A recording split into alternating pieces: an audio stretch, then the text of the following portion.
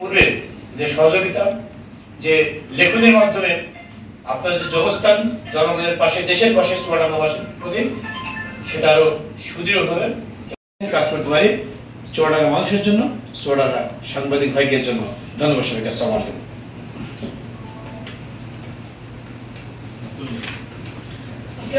আপনাদের দাবি এবং আমাদের জনগণের দাবি, সেই পরিবর্তনের বার্তা নিয়ে এসেছেন। আপনাদের সকলের সহযোগিতা কামনা করছি। আপনারা পূর্বেও সহযোগিতা করেছেন এবং সামনের দিনগুলোতে আমাদের পাশে থাকবেন। অবশ্যই যা প্রয়োজন কিন্তু আমাদের আপনাদের প্রত্যাশাগুলো শুরু থেকেই শুরু করি আর কি।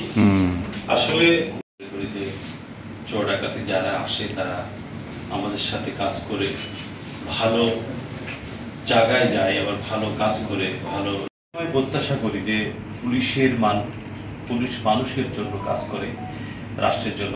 বলা যাবে না যে আমরা আতঙ্কিত নেই বা জনগণ আতঙ্কিত নেই। জনগণ আতঙ্কের ভিতরে সময় পার করছে। ইতিমধ্যে আমরা এটা তাদের প্রাপ্তি, এমন কিছু প্রত্যাশা নিয়েও তারা কিছু কিছু জায়গায় যে দাঁড়িয়ে যাচ্ছে।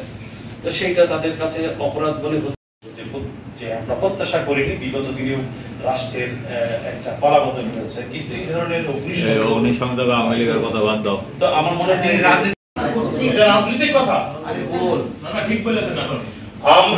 আমার বাচ্চাটা যদি আতঙ্কিত হয় একটি অগ্নিসংযোগের কারণে, তখন আমি কি সবার আগে পড়ে।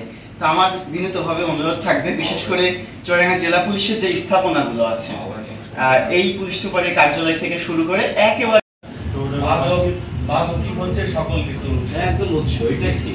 এটা মানে চুয়াডাঙ্গা আসলে মাদক এবং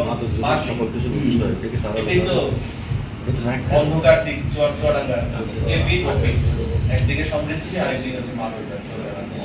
অবশ্যই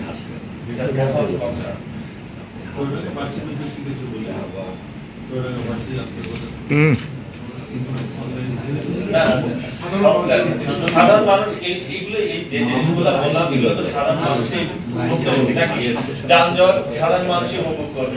মাদক সাধারণ মানুষের প্রতি আমার একটা আহ্বান, আমাদেরকে আপনারা সহযোগিতা করবেন। আপনারা যেমন চাচ্ছেন আমাদের আস্থাশীল হতে, আমরাও চাচ্ছি যে আপনারাও আমাদের প্রতি আস্থাশীল হন এবং আমাদের যেন আপনাদের যেন সহযোগিতা পাই। হ্যাঁ, আমরা যেন সে আগের অবস্থায় ফিরে আসি, সেই ভয় সেই যেন না থাকে আপনাদের সহযোগিতা।